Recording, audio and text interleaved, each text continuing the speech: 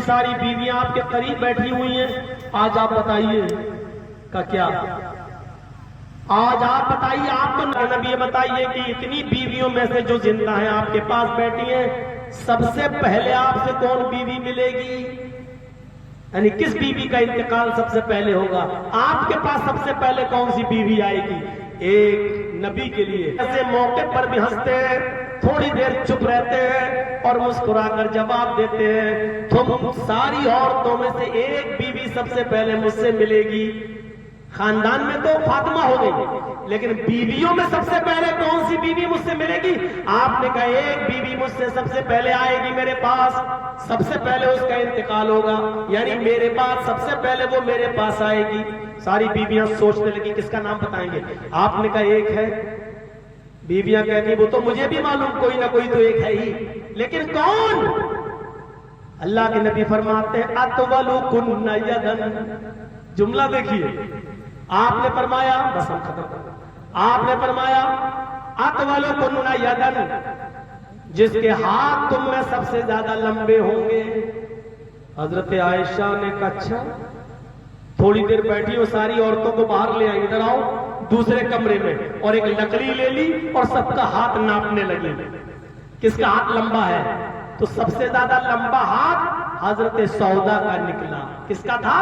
حضرت سودا کا۔ ساری عورتوں نے مبارکباد دے دی، سودا تجھے مبارک ہو، اے سودا تجھے مبارک ہو، تو سب سے پہلے اپنے نبی سے ملے گی، اپنے شوہر کے پاس جائے گی۔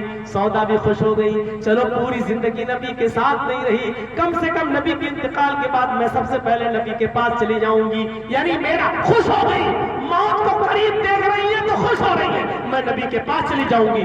لیکن نبی کے انتقال کے بعد آپ کی بیویوں میں سے سب سے پہلے جس بیوی کا انتقال ہوا وہ حضرت سودا نہیں تھی، وہ حضرت زینب بنت جحش تھی۔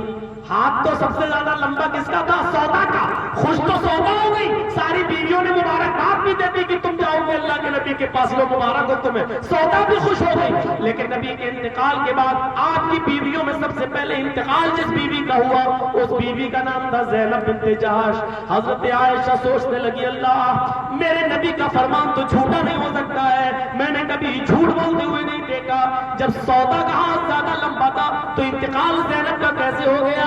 غور کرتی ہے تو ساری بیویوں نے بتایا ہاں عائشہ اللہ کے نبی نے سچ بولا ہے، آپ کا مطلب کچھ اور تھا اور ہم کچھ اور سوچ رہے ہیں، ہم نے ہاتھ لمبے سے مراد لمبائی چوڑائی دیکھی، لیکن نبی کے کہنے کا مقصد یہ تھا جس کا ہاتھ سب سے زیادہ لمبا ہوگا، یعنی جو غریبوں میں مسکینوں میں سب سے زیادہ صدقہ و خیرات کرنے والی ہوگی، غریبوں میں سب سے زیادہ دان و خیرات کرنے والی ہوگی، اور اس میں زینب بنت جحش سب سے آگے۔